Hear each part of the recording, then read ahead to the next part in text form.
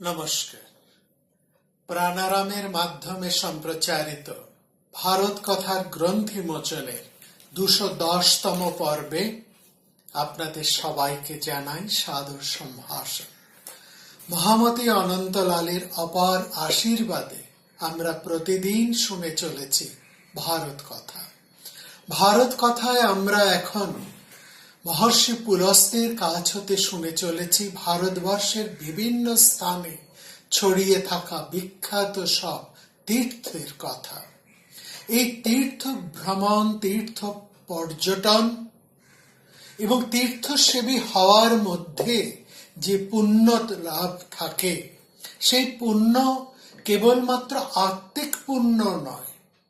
এই পুণ্যের মধ্যে যেমন মানসিক একটা আনন্দ আছে, যেমন আত্মিক একটা লাভ আছে, বিমল আনন্দ অনুভবের আছে, তেমনি ভাবে ভারতবর্ষের হৃদয়কেও অনুভব করার, দেখার, বোঝার, উপলব্ধি করার ও সম্ভব হয় এই বিভিন্ন তীর্থ পর্যটনের মধ্যে দিয়ে। আসলে ভারতবর্ষ কিন্তু তার বিভিন্ন তীর্থক্ষেত্রের মধ্যে, তার বিভিন্ন মেলার মধ্যে, তার বিভিন্ন ধর্মস্থানের মধ্যে ওতপ্রোতভাবে ছড়িয়ে আছে। এই তীর্থের কথা যদি একজন শাসক সঠিকভাবে উপলব্ধি না করতে পারেন, তাহলে সে ভারতবর্ষের হৃদয়কে ধরতে পারবেন না, বুঝতে পারবেন না।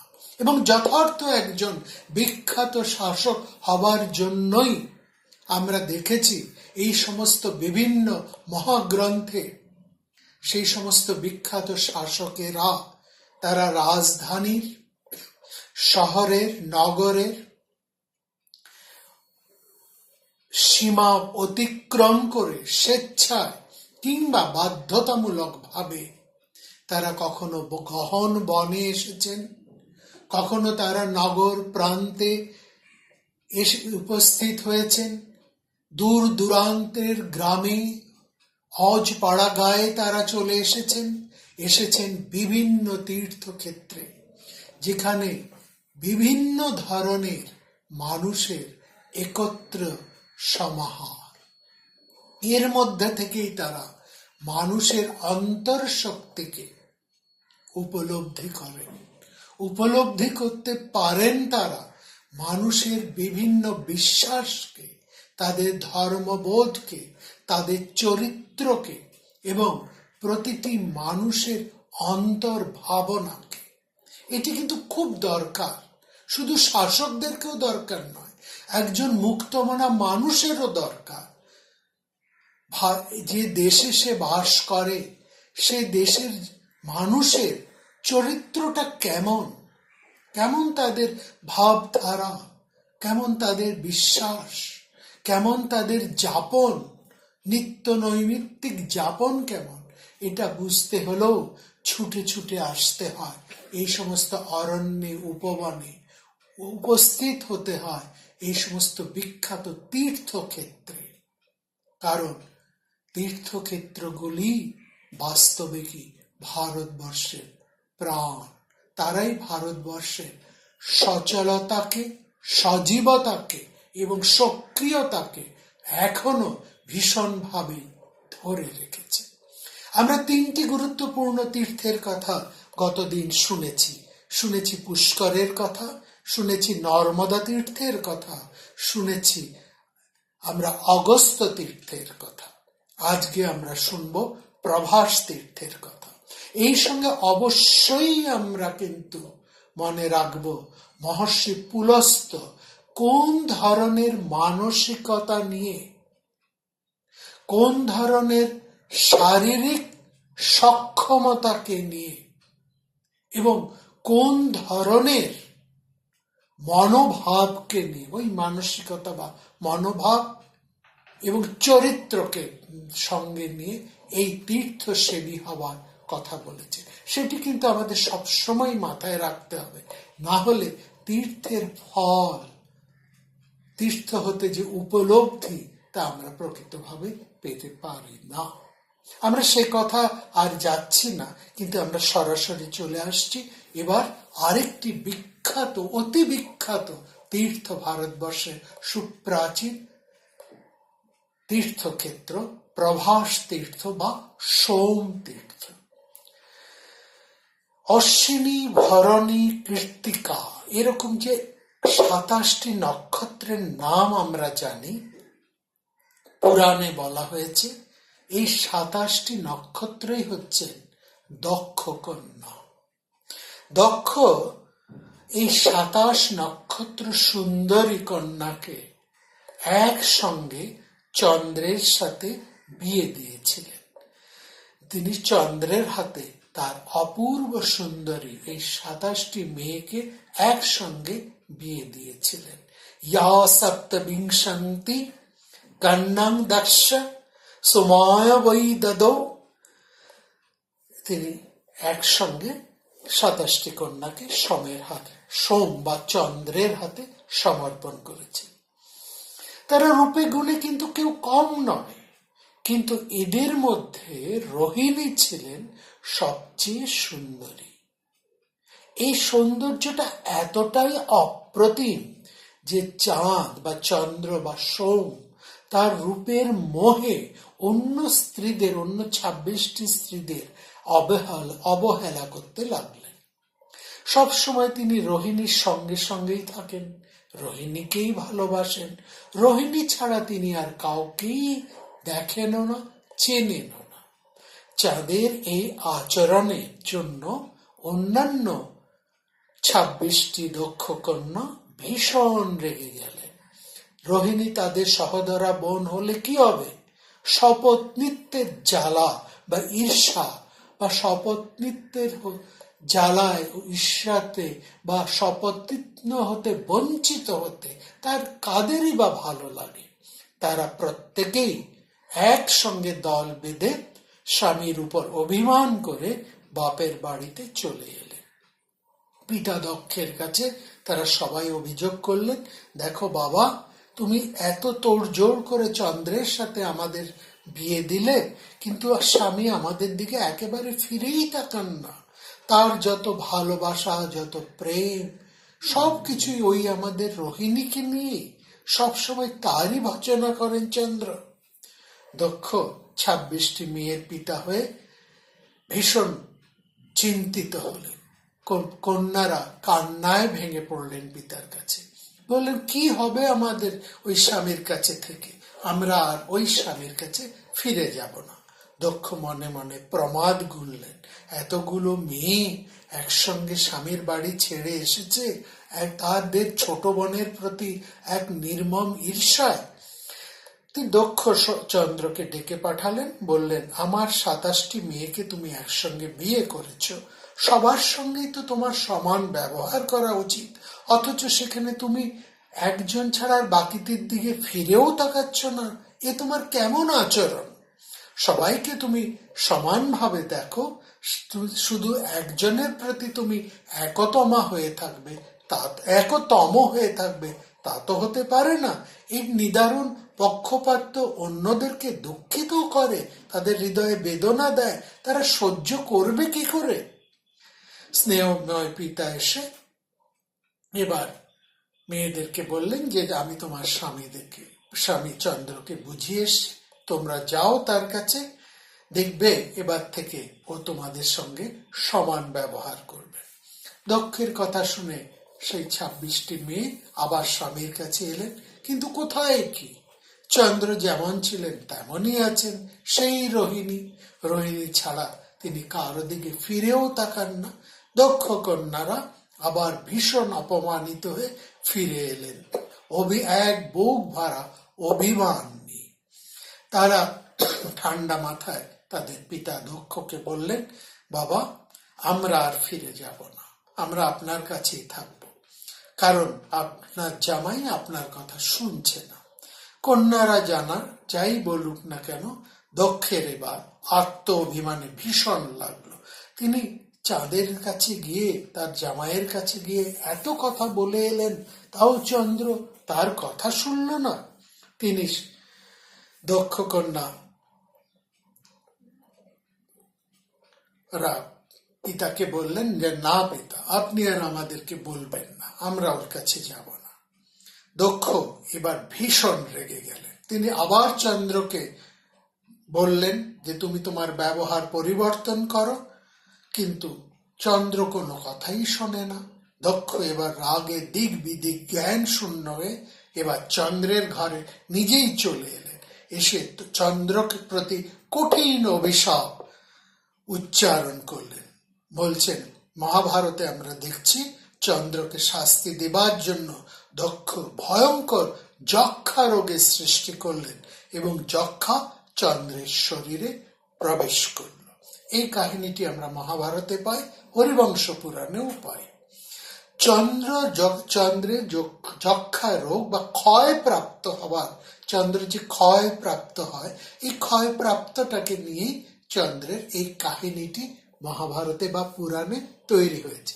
আমরা দেখি চন্দ্র পূর্ণচন্দ্র হন, তারপরে আবার চন্দ্র কলায় কলায় ক্ষয় প্রাপ্ত হতে থাকে। এইটিকে নিয়ে এই কাহিনী। প্রাচীনেরা বিশ্বাস করতেন অতিরিক্ত স্ত্রী সম্ভোগের ফলে চন্দ্রের যক্ষা হয়, এবং এই ধারণা যে খুব প্রাচীন তা নয়। আজ থেকে 50 বছর 60 বছর আগেও প্রাচীন মানুষদের মধ্যে এই ধারণাটা ছিল, এবং এই ধারণাটা আশ্রয় নিয়েছিল চন্দ্র এবং রোহিণীর সপ্রেম সম্ভোগের মধ্যে থেকে। আরেকটা বিশ্বাস, শুধু বিশ্বাস নয়, এটাকে আমরা একটা মাহাত্ম্যখ্যাপনও বলতে পারি, যে চন্দ্র এই সাংঘাতিক রোগ থেকে পূর্ণ মুক্তি পাননি, শুধু তিনি খানিকটা সেরে উঠেছিলেন। তা শুধু এই সরস্বতীর তীরে প্রভাস তীর্থে স্নান করার পর। অর্থাৎ চন্দ্রর অভিশাপে, দক্ষের অভিশাপে চন্দ্র যখন অন্তর্হিত হয়ে যান, তখন যক্ষ গন্ধর্ব দেবতারা প্রমাদ গুনেন। চন্দ্র যদি না থাকেন, তাহলে চন্দ্রের অনুপস্থিতিতে সমস্ত সংসার থেকে ঔষধেরা, যেসব ঔষধি বৃক্ষ আছে, তারা সব লুপ্ত হয়ে যাবে। কারণ চন্দ্র প্রভায় এই ঔষধিরা ধীরে ধীরে বৃদ্ধি প্রাপ্ত হয়। তারা একত্রিত হয়ে ব্রহ্মার কাছে এসে উপস্থিত হলেন, বললেন যে দক্ষের অভিশাপে তো চন্দ্র অন্তর্হিত হয়ে গেছেন, তার ক্ষয় প্রাপ্ত হতে হতে চন্দ্রকে আর দেখা যাচ্ছে না, পূর্ণ অমাবস্যা, চন্দ্র নেই ক্ষয়প্রাপ্ত হতে হতে।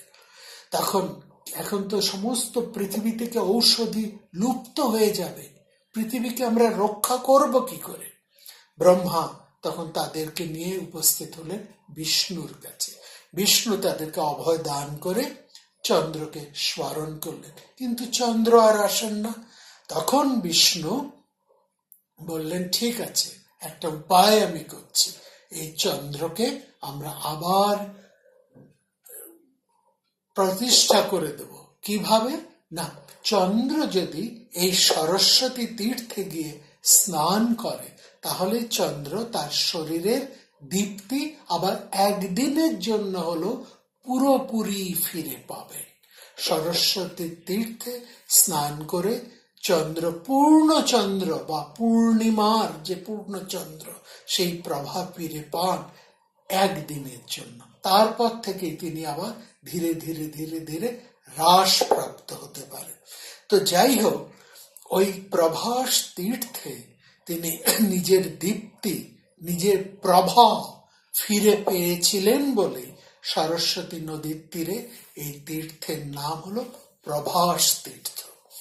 তো যাই হোক, এই যে প্রভাস তীর্থ, এই চন্দ্রের এই অভিশপ্ত হওয়া নিয়ে কিন্তু আরো অনেক কাহিনী আছে মহাভারতে, বিভিন্ন পুরাণে, আমরা তার মধ্যে যাচ্ছি না।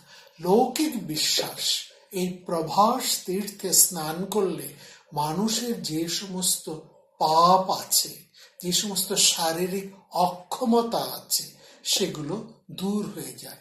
এই বিশ্বাসের উপর নির্ভর করে, এখানে বিশ্বাসটি মূল, এই বিশ্বাসের উপর নির্ভর করে প্রতি বছর সহস্র মানুষ এই বিশেষ একটি দিনে প্রভাস তীর্থে সমাগম হন। এবং শুধু বিশেষ দিনে নয়, তারা প্রতি বছর সবসময় সেখানে যান এবং এই তীর্থ মাহাত্ম্য এতটাই, বলছেন একজন মানুষ যদি 1000 বছর ধরে অশ্বমেধ যজ্ঞের মতন, অগ্নিষ্টম যজ্ঞের মতন বড় বড় যজ্ঞগুলো তারা করেন, করে তারা যে ফলটি পেতে পারেন একমাত্র এই প্রভাস তীর্থে স্নান করলে, এই গুজরাটের কাছে অবস্থিত কাথিয়াবাড় অংশে এই তীর্থে স্নান করলে তারা এই সমস্ত পাপ হতে মুক্ত হন। এই বিশ্বাস হতেই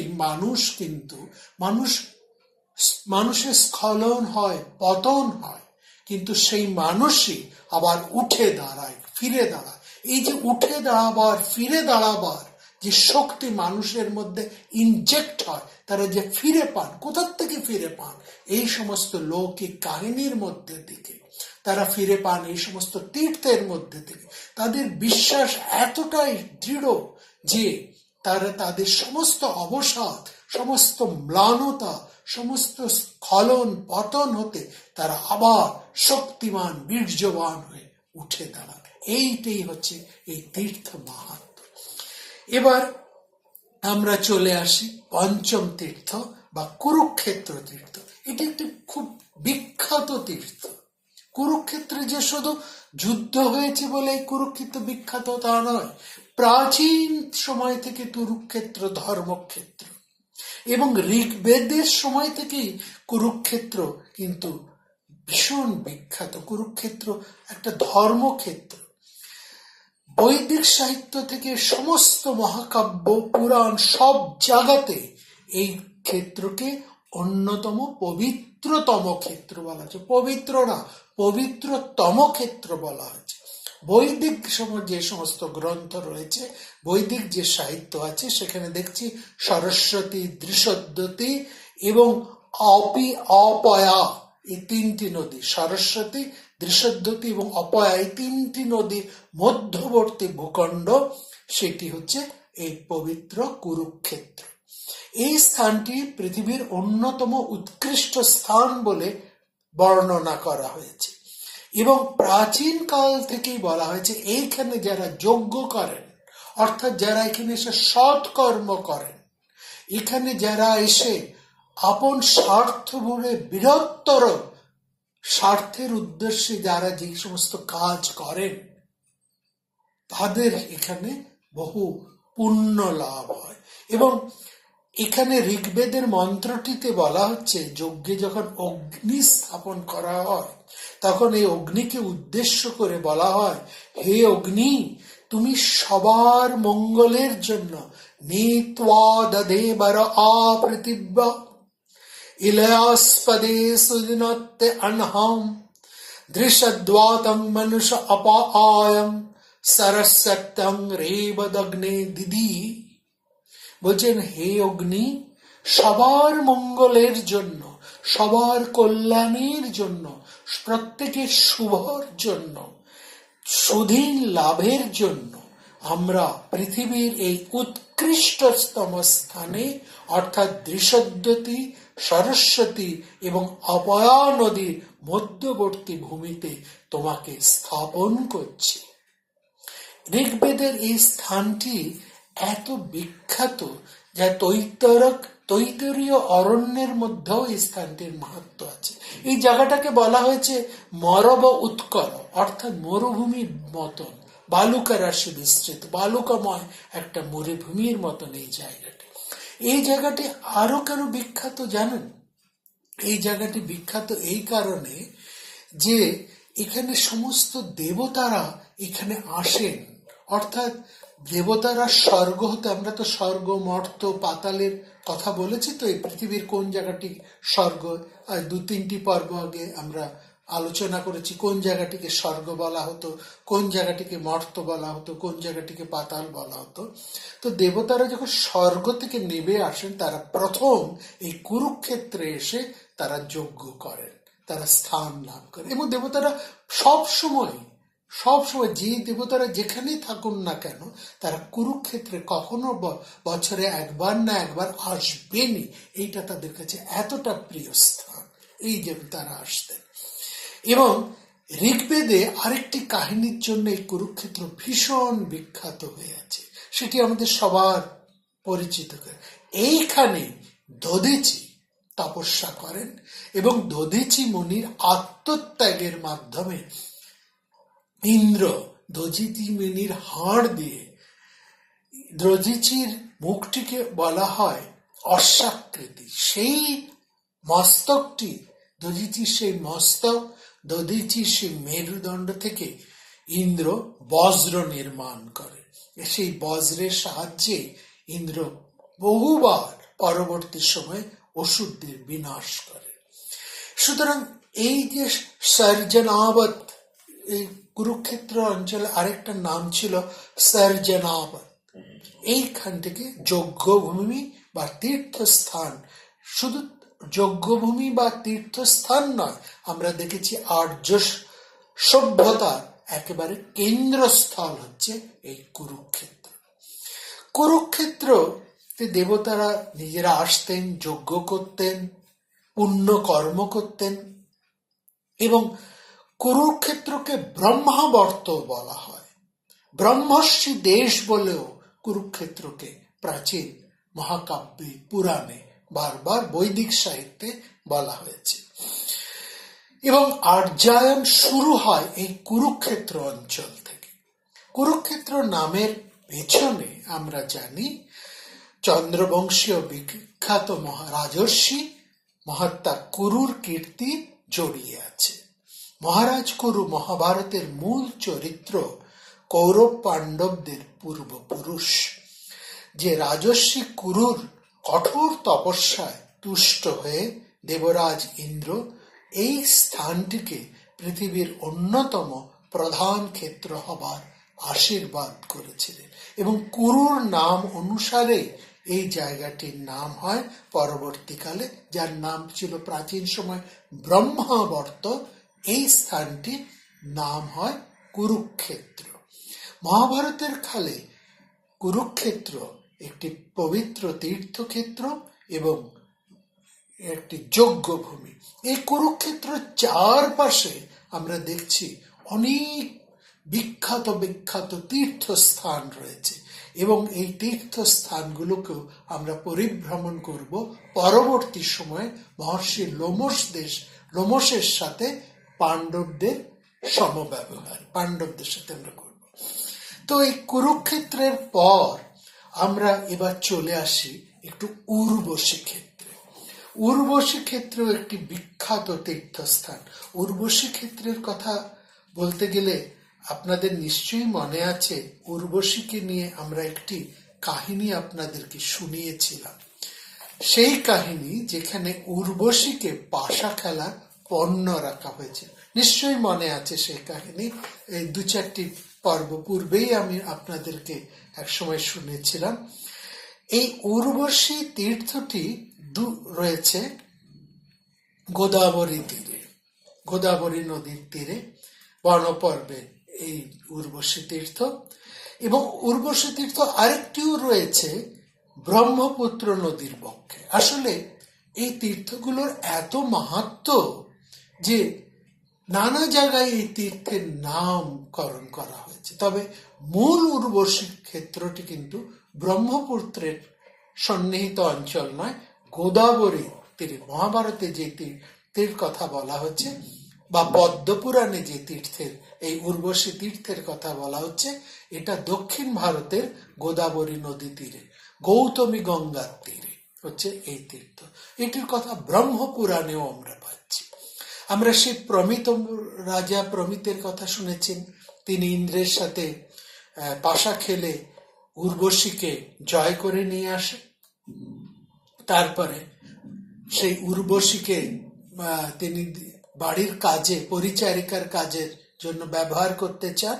তখন প্রমিতিকে শিক্ষা দেবার জন্য, উচিত শিক্ষা দেখার জন্য চিত্রসেন, আপনাদের নিশ্চয়ই মনে আছেন, তিনি প্রমিতির বিরুদ্ধে পাশা খেলতে আরম্ভ করেন উর্বশীকে রক্ষা করার জন্য।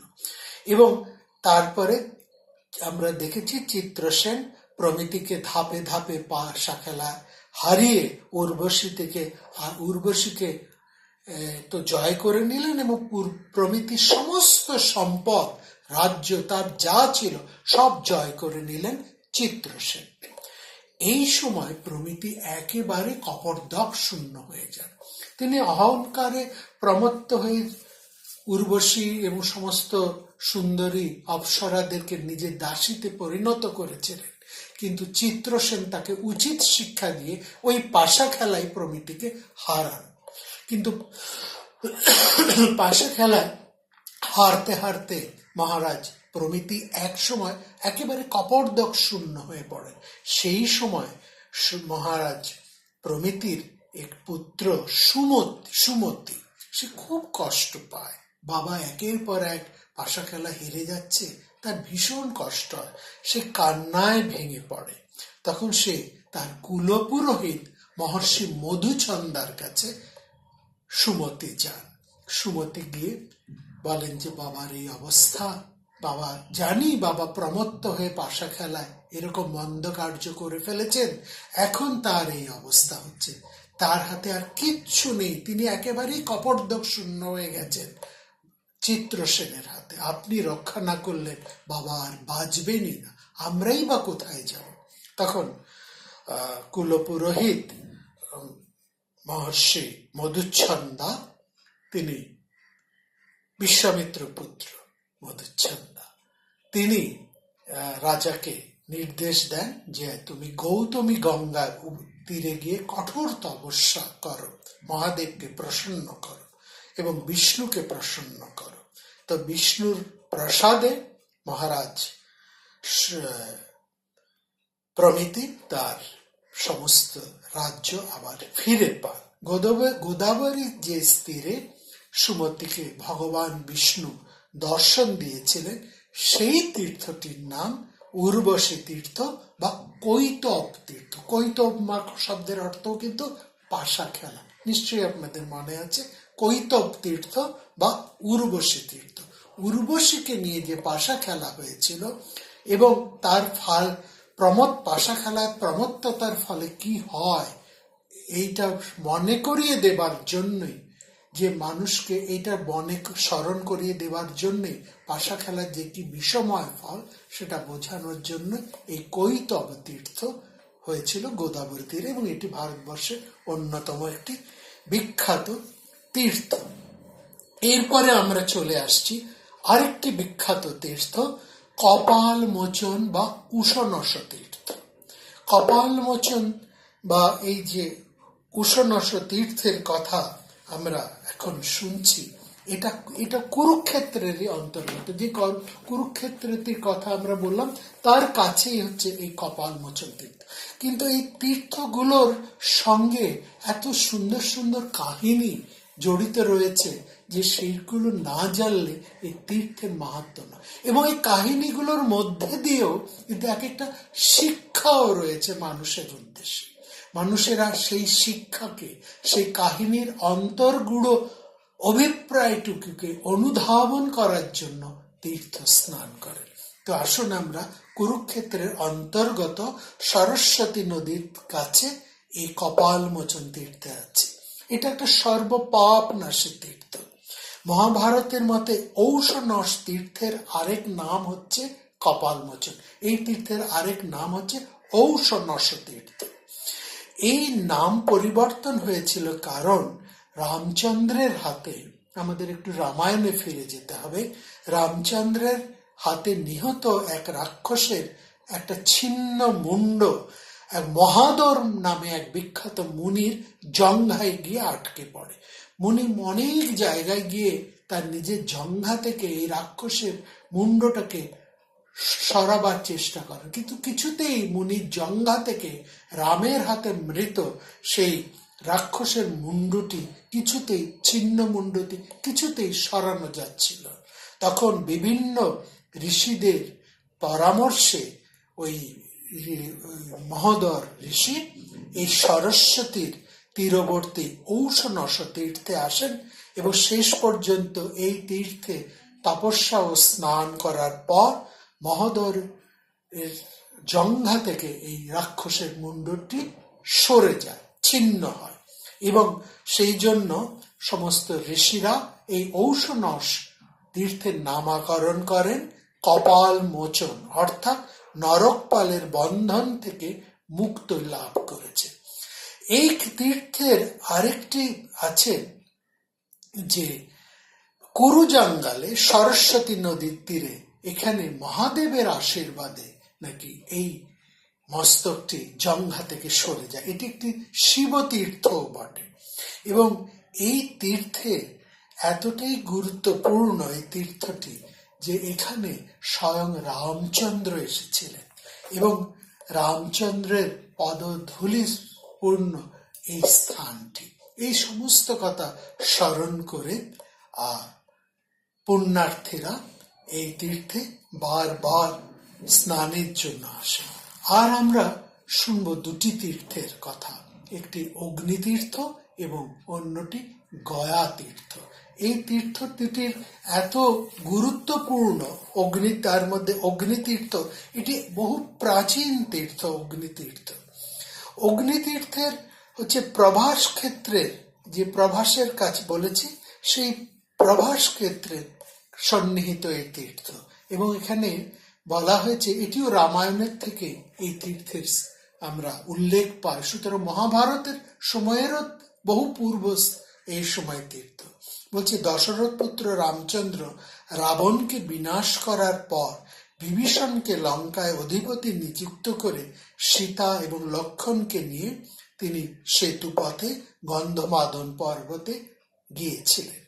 এরপর রামচন্দ্র নিজের এবং জানকীর শুদ্ধি সম্পাদনের জন্য সমস্ত দেবতাদের, মুনিদের, পিতৃদের, বিভীষণ এবং বানরদের সঙ্গে নিয়ে তিনি লক্ষ্মী তীর্থে অবস্থান করতে থাকেন এবং সীতাকে শুদ্ধি করার জন্য সীতার অগ্নি পরীক্ষা হয়েছিল এই অগ্নিতীর্থে এবং এই যে সীতার যে একটি অগ্নি পরীক্ষা হয় সেটি হয়েছিল এই অগ্নিতীর্থে। অর্থাৎ সীতার শুদ্ধি সম্পাদনের জন্য এই লক্ষ্মী তীর্থের অনতি দূরে এইখানে সমুদ্রের এই কাছাকাছি এখানে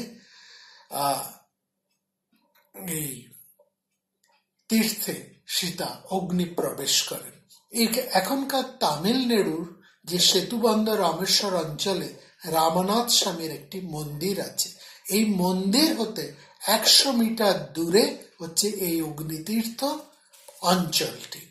এখানে কোদণ্ড রামের একটি মন্দির আছে এবং এর কাছাকাছি যে পাহাড়টি সেটিকে গন্ধমাদন পর্বত বলা হয়। অগ্নিতীর্থ আবার এখানে আরেকটিও এর কাহিনী আছে, প্রভাস তীর্থের অঞ্চল। এখানে মহারাজ হৈহয় বংশীয় ভৃগু রাজাদের সাথে ভৃগু বংশীয় রাজাদের একটি বিরোধ হয় এবং সেই বিরোধের পরে এই সরস্বতী তীর্থে তারা কিন্তু পুণ্য লাভ করে। এইখানেও একটি এরকম গল্প আছে ও ব্রাহ্মণ অর্বকে নিয়ে। অর্ব হচ্ছে ভৃগুবংশীয় এক ঋষি, তিনি উরুর থেকে জন্ম হন বলেন তার ঋষির নাম হচ্ছে অর্ব এবং সেই অর্বকে নিয়ে এই অগ্নিতীর্থের কাছে। এবার অগ্নিতীর্থ আরেকটিও আছে সরস্বতী নদীর তীরবর্তী অঞ্চল। ওখানে ভৃগুর ভয়ে নাকি অগ্নিদেব লুকিয়েছিলেন, পরে তিনি অভিশাপ মুক্ত হয়ে এই তীর্থ থেকে আসেন। আসলে এই তীর্থগুলি এত বিখ্যাত যে বিভিন্ন অঞ্চলে এই তীর্থ মাহাত্ম্যগুলো ছড়িয়ে আছে। বাকি রইল গয়া তীর্থ। আগামী পর্বে আমরা শুনব সেই গয়া তীর্থের কথা। তার ইতিমধ্যে আমরা খবর পাচ্ছি মহর্ষি লোমশ কাছাকাছি চলে এসেছেন কাম্যক বনে।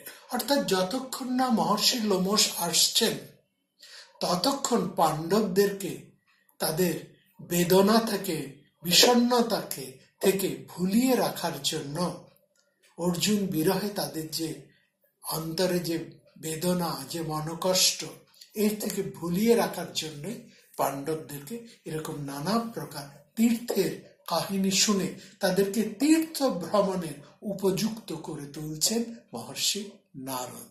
তিনি শোনাচ্ছেন এই সমস্ত কাহিনীগুলো, যে কাহিনীগুলো শুনেছিলেন তাদের পিতামহ, পাণ্ডবদের পিতামহ ভীষ্ম। নমস্কার।